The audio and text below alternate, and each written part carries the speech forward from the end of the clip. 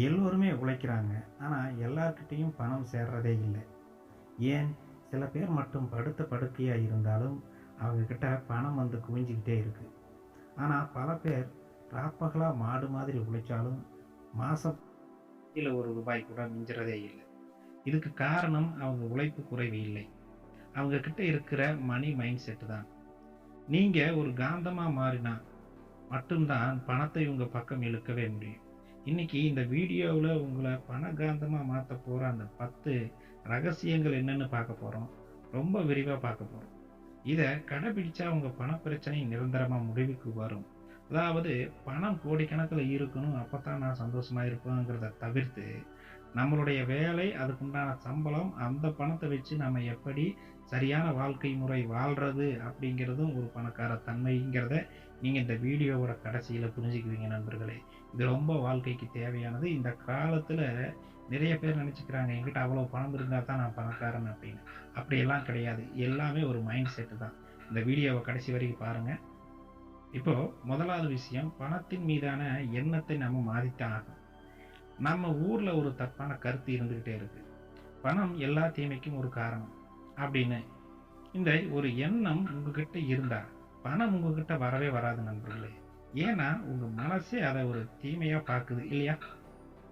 முதல்ல பணத்த ஒரு நல்ல சக்தியா நீங்க பார்க்கணும். பணம் இருந்தா தான் நீங்க நல்ல வாழ்க்கையை வாழவே முடியும். மத்தவங்களுக்கு உதவவும் முடியும். பணத்தை நேசிக்க கத்துக்கோங்க. அப்பதான் அது உங்ககிட்டயே வரும். இல்லைன்னா வருவதற்கு வாய்ப்புகள் மிக மிக குறைவு. வந்தாலும் அது நிலைக்காது. 2வதா, உங்க கையில இப்ப எவ்வளவு பணம் இருந்தாலும் சரி, அதுக்காக பிரபஞ்சத்துக்கு நீங்க நன்றி சொல்லுங்க நண்பர்களே. என்கிட்ட காசே இல்ல அப்படின்னு நீங்க புலம்பிக்கிட்டே இருந்தா, இந்த இருக்கிற காசும் உங்களை விட்டு போயிட்டே தான் இருக்கும். உங்ககிட்ட இருக்கிற ஒவ்வொரு ரூபாய்க்கும் நன்றி சொல்லுங்கள் நண்பர்களே. இது இன்னும் அதிகமான பணத்தை ஈர்க்கிறதுக்கான தகுதி உங்களுக்கு கிடைக்கும் என்ற ஒரு நம்பிக்கையோடு இருக்கணும். நன்றியுணர்வு தான் பிரபஞ்சத்தோட மிகப்பெரிய சாவி. இந்த தர்மத்தின் வழி என்று சொல்வார்கள் அல்லவா? தர்மத்தின் வழியில் செல்பவர்கள் நன்றியுணர்வை மிக மிக கடைபிடிப்பார்கள் என்பது நீங்கள் அறிந்திருப்பீர்கள். இப்போது நாம் பார்க்க போறது 3வது, மனநிலையை மாத்துறது. இப்போ ஏழ்மை மனநிலையிலிருந்து நாம் மாறும்போது தான் எப்போதும் விலையை குறைத்து பேசுவது. எனக்கு இது ரொம்ப கம்மியான விலைக்கு தான் வேணும். இலவசமா ஏதாவது எதிர்பார்க்கிறது, இந்த கஞ்சத்தனம் செய்வது, இதெல்லாம் உங்களுடைய ஏழ்மை நிலை மனநிலையிலே வச்சிருக்கும். உங்கள ஒரு வசதியானவரா நீங்க நினைச்சுக்கோங்க. உங்களால தரமான பொருட்கள வாங்க முடியும்னு நம்புங்க. நீங்க முதல்ல நம்பணும். நீங்க உங்கள எப்படி நீங்க நடத்துறீங்களோ, அப்படித்தான் பணமும் உங்களை வழிநடத்தும். தாராள மனசோட இருக்க கத்துக்கோங்க. தாராளமா செலவு செய்யுங்க. எது வந்தாலும் பார்த்துக்கலான்னு இறங்கி செலவு பண்ணுங்க. அது தானா வந்துகிட்டே இருக்கும். செலவு பண்றதுக்கு நம்ம பயந்துகிட்டே இருந்தோம்னா, அது எங்கேயோ கொண்டு போய் விட்டுரும் இல்லையா? நீங்க நினைச்சு பாருங்க. ஒரு ரூ. 5000 சம்பளம் வருதுன்னா, அந்த ரூ. 5000 வந்து செலவு பண்றதா வேண்டாமா? செலவு பண்றதா வேண்டாமா? அப்படி யோசிச்சுட்டே இருக்கக்கூடாது. செலவு பண்ணுங்க, வரத பார்த்துக்கலாம். அப்படி போகணும். சேமிப்பும் வேண்டும், செலவும் செய்யணும். குடும்பத்துக்காகவும், உறவுகளுக்காகவும், நண்பர்களுக்காகவும் இதையெல்லாம் தெரிஞ்சு செய்யும்போது, இன்னும் உங்களுக்கு அதிகப்படியான ஈர்ப்புத்தன்மை அதிகரிச்சு வரும். இப்போ 4வதா நம்ம பார்க்க போறது, அந்த பணத்தை ஈர்க்கும் ஒரு கற்பனை விசுவலைசேஷன். ஒவ்வொரு நாளும் காலையில எழுந்ததும் உங்க கையில நிறைய பணம் இருக்கிற மாதிரியும், நீங்க விரும்பின வாழ்க்கையை வாழ்ற மாதிரியும் மனக்கண்ல கற்பனை பண்ணி பாருங்க. அந்த உணர்வு உண்மையானதா இருக்கணும். ஒரு ரத்தத்துல கலக்கணும். உடம்போடு உடம்பு இந்த நாடிகளோடு சேர்ந்து வரணும். அந்த உணர்வோடு இருக்கணும். ஏன்னா, நம்ம லவ் பண்ணும்போது ஒரு பெண்ணை எப்படி உணர்வு ரீதியா லவ் பண்றோம் இல்லையா? அதுபோல நீங்க எதை ஆழமா கற்பனை பண்றீங்களோ, அதை உங்க வாழ்க்கை நோக்கி இந்த பிரபஞ்சம் கொண்டு வந்து சேர்க்கும் என்பது உறுதி. இது ஏதோ ஒரு மேஜிக்கே இல்ல. இது ஒரு மனவியல் உண்மை. மனத்தத்துவத்தின்படி இது நடக்கக்கூடிய விஷயம். அந்த ஈர்க்கும் கலை என்பது. அப்போ நீங்க பணத்தையும் அதே மாதிரி ஈர்க்கிறதுக்கு பழகிக்கணும் நண்பர்களே. அப்போதுதான் பணம் வந்தாலும் நிலைக்கும். பணம் ஈர்த்து நம்மிடம் வந்தாலும் அதை சரியான முறையில் கையாளவும் முடியும். இப்போது நாம் பார்க்க போவது 5 வருமான வழிகளை அதிகப்படுத்துதல் தான் அது. இப்போ ஒரே ஒரு வருமானத்தை மட்டும் நம்பி இருக்கிறது மிகப்பெரிய ஆபத்து. பணக்காந்தமா இருக்கிறவங்க எப்பவுமே பல வழிகள்ல இருந்து பணம் வர்ற மாதிரி திட்டமிடுவாங்க. உங்ககிட்ட இருக்கிற ஒரு திறமையை வச்சு எப்படி அடிஷனலா சம்பாதிக்கலாம்னு யோசிச்சு பாருங்க. ஒரு சின்ன ஒரு ப்ராஜெக்ட் பண்ணுங்க. அதிலிருந்து வர்ற வருமானத்தை தனியா சேர்த்து வைங்க. இந்த சின்ன சின்ன முதலீடுகளை ஆரம்பிங்க. முதலீடுகள் பண்றதுக்கு இப்பல்லாம் நிறைய டெக்னாலஜிகள் வளர்ந்து விட்டன. அதுபோல நாம் உட்கார்ந்த இடத்திலேயே இருந்து மொபைல் மூலமா கூட முதலீடுகள் செய்யலாம். அதையெல்லாம் நீங்க கத்துக்கிட்டு தான் செய்யணும் இந்த விஷயங்களெல்லாம். வருமானத்தை பெருக்கணும்னு சொல்லிட்டு தேவையில்லாத இடத்துல போய் நம்மளுடைய பணத்தை வீணாக்க கூடாது. சரியான முறையில் செய்யும்போது உங்களுக்கு மிகப்பெரிய நன்மையை உண்டாக்கி தரும். இப்போது தூங்கும்போது கூட உங்களுக்கு பணம் வர்றதுக்கான வழியை நீங்க உருவாக்கணும். இதெல்லாம் எப்படின்னு முதல்ல கத்துக்கிட்டு அதை செய்யும்போது தான் நமக்கு பலன் தரும். 6வதா பணத்தை நம்ம மேனேஜ்மென்ட் பண்ண கத்துக்கணும். பணம் சம்பாதிக்கிறது ஒரு கலைன்னா, அதை தக்க வச்சுக்கிறது இன்னொரு கலை. வர்ற பணத்தை எல்லாம் செலவு பண்ணிட்டா, நீங்க என்னைக்குமே பணக்காரராகவே முடியாது. உங்களுடைய வருமானம் எவ்வளவு, எவ்வளவு சேமிப்பு இருக்கணும், எவ்வளவு செலவுகள் இருக்க வேண்டும் என்பதை நீங்கள் தீர்மானம் செய்து கொள்ள வேண்டும். தீர்மானம் செய்து கொண்டு சேமிப்பை தனியாக ஒதுக்கி வைத்துவிட்டு, அதன் பிறகு இருக்கும் பணத்தை நீங்கள் உங்கள் குடும்பத்திற்கும், உங்கள் உறவுகளுக்கும், உங்களுடைய தேவைகளையும் பூர்த்தி செய்து கொள்ள வேண்டும். அது மிகப்பெரிய கட்டுப்பாடாக இருக்க வேண்டும். அப்போதுதான் நமது மனம் என்ன வேண்டாலும் சொல்லும். எனக்கு இந்த பொருள் வேண்டும், அந்த பொருள் வேண்டும் என்று. பணம் இருந்தால் சிலருக்கு இன்னும் தூக்கமே வராது. நிறைய நண்பர்கள் இருக்கிறார்கள். பணம் மட்டும் கையில் இருந்து விட்டால், அந்த 10,000 இருந்தால் 10,000 முடியும் வரையும் அவர்கள் வேறு எதையும் பார்க்க மாட்டார்கள். செலவோ செலவு. 10,000 முடிந்த உடனே பணம் இல்லையே இல்லையே என்று வருத்தப்பட்டு கொண்டே இருப்பார்கள். நீங்கள் 10,000 வந்தவுடன் ஒரு 2,000 சேமித்து வைத்து விட்டால் மீதி இருக்கும் 8,000 இருக்கிறது. அதில் செலவு செய்யுங்கள். அடுத்த மாதத்திற்குண்டான வருமானத்தை தேடி நீங்கள் வேலை செய்ய வேண்டும்.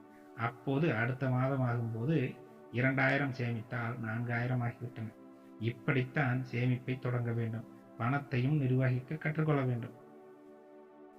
தேவையில்லாத ஆடம்பர செலவுகளை குறைச்சிட்டு பணத்தை சேமிச்சு அதை சரியான இடத்துல முதலீடு செய்யுங்க. பணத்தை சரியா மதிக்கிறவங்க கிட்ட தான் பணம் அதிகமா வந்து சேரும். நம்ம பணத்தை மதிக்கிறதே இல்லைன்னா பணம் எப்படி நம்ம கிட்ட வரும்? ஒரு கேள்வி இங்க வருது இல்லையா? அதை நல்லா யோசனை பண்ணி பார்த்துட்டு இந்த திட்டங்களை எல்லாம் நீங்க முடிவெடுத்து இதை செஞ்சு பாருங்க. செஞ்சு பார்த்தா தான் ரிசல்ட் தெரியும். நான் செய்யவே மாட்டேன், இந்த வீடியோ பார்த்தாச்சு அப்படின்னு போனா உங்களுடைய விதியை மாற்றுவது சற்று நீங்கள் தான் யோசிச்சு பார்த்துக்கணும். ஏதாவது இருந்தால் கமெண்ட்ல சொல்லுங்க. 7வதா தகுதியை வளர்த்துக்கிட்டே இருக்கணும். நீங்க எவ்வளவு சம்பாதிக்குங்கிறது உங்களோட தகுதியை பொறுத்தது. உங்க திறமையை நீங்க வளர்த்துக்கிட்டே இருந்தா உங்களை தேடி வர்ற பணமும் அதிகமாகும். நமக்கு ஏன் இவ்வளவுதான் சம்பளம் கிடைக்குதுன்னு கேட்கறத விட நம்ம சம்பளத்தை உயர்த்திக்க என்ன கத்துக்கணும்னு யோசிங்க. வர்ற சம்பளத்திலேயே ஏன் இவ்வளவு வருது, ஏன் இவ்வளவு வருது, அதையே யோசிச்சுட்டு கூடாது. வர்ற சம்பளத்தை வச்சு அதிலிருந்து எப்படி இன்னொரு தொழிலோ அல்லது பார்ட் டைம் ஜாப்போ என்ன பண்ணலாம், அல்ல வேற ஏதாவது கத்துக்கலாமான்னு யோசிச்சு கத்துக்கிட்டு அதுக்கப்புறமே அந்த வேலையை விட்டுட்டு நீங்க இதுக்கு ஜம்ப் ஆகலாம். அப்படித்தான் செய்யணும். நீங்க ஒரு மதிப்பு மிக்க மனிதரா மாறினா மட்டும்தான் பணம் உங்களை தேடி வரும். நண்பர்களே, கவனமாக இருக்க வேண்டும். இல்ல பணம் இல்லையேன்னு கவலைப்படவே கூடாது. மீண்டும் மீண்டும் கூறுகிறேன். இந்த 8வதா நம்ம பார்க்க போறது இந்த கொடுக்கறதுக்கு கத்துக்கணும். அதாவது கிவிங் ரிசீவிங். அதாவது பணம் ஒரு ஆறு மாதிரி ஓடிக்கிட்டே இருக்கணும் இல்லையா? அது யார்கிட்ட இருந்தாலும் அது மாறி மாறி மாறி மாறி போறது. அதை ஒரு இடத்துல தேக்கி வச்சா அது வீணாகும் நிச்சயமா. உங்களால முடிஞ்சா உதவி மற்றவங்களுக்கு செய்யுங்க. நீங்க எவ்வளவு கொடுக்குறீங்களோ அதை போல பல மடங்கு உங்ககிட்டயே திரும்பி திரும்பி வரும். நீங்க நிறைய மனிதர்களை இப்படி பார்த்துருப்பீங்க. ஒருத்தர் நிறைய பேருக்கு உதவி செய்வாரு. இல்ல ஒரு குடும்பத்திலேயே ஒரு நபர் கூட இருக்கலாம். 2 அண்ணன் தம்பிகளாக கூட இருக்கலாம். இல்ல 3, 4 பேர் கூட அக்கா தங்கச்சியாக கூட இருக்கலாம். அவர்களை பாருங்க. நீங்க ஒருத்தர்கிட்ட மட்டும் பணம் வந்துகிட்டே இருக்கும். அது ஏன்னா அவர் எல்லாருடைய உறவுகளுக்கும் சரி, இந்த உறவு முறைகளாக இருந்தாலும் சரி, அவர்களுக்கு தாராளமா செலவு பண்ணுவாங்க. அதை நோட்டு புத்தகமா எடுத்து எழுதவும் மாட்டாங்க. அது வர்றத அப்படியே குடுப்பாங்க. அது தானா அது பெருகி வந்துகிட்டே இருக்கும். உங்க வாழ்க்கையில நீங்க இதை பார்த்திருப்பீங்க. பார்க்காம இருக்கிறதுக்கு வாய்ப்பே கிடையாது. நீங்க நிச்சயமா 100% பார்த்திருப்பீங்க இந்த சம்பவத்த. ஒருத்தர்கிட்ட எப்படி வருதுன்னா, அவருடைய ஆக்டிவிட்டீஸ முதல்ல செக் பண்ணி பாருங்க. அவரு எதுக்கும் கணக்கு பார்க்க மாட்டாரு. ஒரு உதவியா, டக்குன்னு ஒரு ஹாஸ்பிட்டல் செலவா, ஒரு படிப்புக்கா, ஒரு பொருள் வாங்குறதுக்கா, "இந்தா போய் வாங்கிக்கோ" அப்படின்னு கொடுப்பாரு நண்பர்களே. நீங்க அதை பாருங்க. ஆனா, நாம என்ன பண்றோம்? பணத்த குடுக்குறதுக்கு ஒரு பயப்படுறோம் இல்லையா? பணம் குடுத்தா திரும்பி வருமான்னு. ஆனா, அவைங்க குடுத்தா திரும்பி வரும்னு கூட எதிர்பார்க்க மாட்டாங்க. குடுக்கணும் அவ்வளதான். அது போல இருக்கும்போது, அந்த குடுத்த பணம் தன்னை அறியாமலே தன்ன போல வரும். அத போல தான் பல மடங்கு உங்ககிட்டயே திரும்பி திரும்பி வரும். இது இயற்கையோட விதி. தர்மம் பண்றது உங்ககிட்ட இருக்கிற பணத்தை அதிகப்படுத்துமே தவிர, குறைக்காது என்பதை நான் தெரிந்து கொள்ள வேண்டும். பணத்த கொடுக்கணும், மறுபடியும் வாங்கணும். ஒரு ரொட்டேஷன்ல தான் இருக்கணும். அத ஒரே இடத்துல தேக்கி வச்சுட்டு, அது எதுக்குமே உதவாதது போல தான் இருக்கும். இப்போ நீங்க மாசம் 20,000 சம்பளம் வாங்குறீங்கன்னா, 10 வருஷத்துக்கு சேர்த்தியே வைக்கிறீங்க. பணம் அப்படியே தான் இருக்கும். ஆனா, அந்த 10 அந்த பணத்தையெல்லாம் நீங்க இன்னொருத்தர்கிட்ட குடுத்து, அத ரொட்டேஷன் பண்ணும்போது, பணத்தினுடைய புழக்கம் அதிகரிக்கும். உங்களுக்கு மனதார செலவு பண்ற பழக்கம் அதிகரிக்கும். பண ஈர்ப்புக்கு உண்டான வழி இங்க தான் பிறக்கும். வேலைக்கு போனா எல்லாருக்கும் சம்பளம் வரும். இப்போ ஒருத்தர் வேலைக்கு போனா, இன்னொருத்தர் 2 பேர் வேலைக்கு போறாங்கன்னா, ஒருத்தருக்கு மட்டும் சம்பளம் போகாது. 2 பேர்த்துக்கும் சம்பளம் போகும். அதுபோல பணங்கிறது எல்லாத்துக்கும் பொதுவானது. அதை நாம் எப்படி கையாளுறோங்கிறதுல தான் இருக்குது நெறைய விஷயமே. இதை நீங்க கத்துக்குங்க. நம்மளுடைய giving to receiving. Giving, receiving இதை தெரிஞ்சுக்குங்க. இது ரொம்ப முக்கியமானது. கொடுக்க கத்துக்குங்க முதல்ல. 9வதா பணக்காரர்களின் பழக்கங்கள். பணக்காரங்க எப்போ எழுந்திருப்பாங்க? அவங்க என்ன புத்தகங்கள் படிப்பாங்க? அவங்களுடைய நேரத்தை எப்படி பயன்படுத்துவாங்க? அப்படின்னு ஒரு கவனிச்சு பாருங்க. அவங்களோட பழக்கவழக்கங்களை நீங்களும் கடைபிடிக்க ஆரம்பிங்க. உங்கள சுத்தி இருக்கிற அந்த சூழலை நீங்க மாத்தித்தான் ஆகணும். உங்களுடைய சூழல்களை மாத்தும்போது, அந்த பணக்காரநிலை தானாகவே வரும்.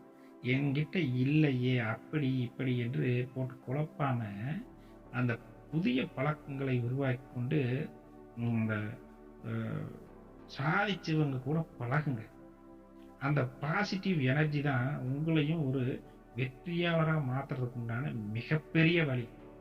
இந்த பழக்கங்களை உருவாக்கிக் கொள்ளுங்கள். 10வதா ஒரு இயற்கையிடம் கேளுங்கள். பிரபஞ்சத்திடம் கேளுங்கள். கடவுளிடம் கேளுங்கள். உங்களுக்கு எவ்வளவு பணம் வேணும்ங்கிறத ஒரு பேப்பர்ல துல்லியமா எழுதுங்க. எனக்கு நிறைய பணம் வேணும்னு பொதுவா சொல்லாம, ஒரு தொகையை குறிப்பிட்டு சொல்லுங்க. அந்த பணத்தை அடைய நீங்க என்ன செய்ய போறீங்கிறதையும், என்ன செய்ய போறீங்க அப்படிங்கிறதையும் எழுதி பாருங்க. அதை தினமும் படிச்சு பாருங்க. தினமும் படிக்கும்போது மனசுல இவ்வளவு பணம் இவருக்கு வேணும் அப்படிங்கிறது ஆழமா பதியும். இந்த பிரபஞ்சத்துக்கும் அது தெரிய வரும். இந்த பிரபஞ்சத்துக்கு ஓகே இவனுக்கு இதுதான் தேவைப்படுது, நம்ம இதை கொடுத்துடலாம் அப்படிங்கிற ஒரு முடிவுக்கு வரும். நாம எவ்வளவு பணம் கேட்கிறோம், என்ன பிரச்சனைகள் இருக்கிறோன்னு நமக்கே புரிய மாட்டேங்குது. நொடிக்கு நொடி மனம் மாறிக்கொண்டே இருக்கிறது. இன்னைக்கு ஒரு பிரச்சனை, நாளுக்கு ஒரு பிரச்சனை, அடுத்த நாள் கடன் பிரச்சனை, அடுத்த நாள் லோன் பிரச்சனைன்னு நிறைய வந்துட்டே இருக்கும்போது, எதை தீர்க்கிறது, எதை கொடுக்கிறதுன்னே தெரியாம உங்களுக்கும் குழப்பம். உங்கள சுத்தி இருக்கக்கூடிய ஆற்றல்கள் பிரபஞ்சத்திற்கும் பிரச்சனை. அதனால யாருக்கு எது கொடுக்கிறதுன்னு தெரியறதில்ல.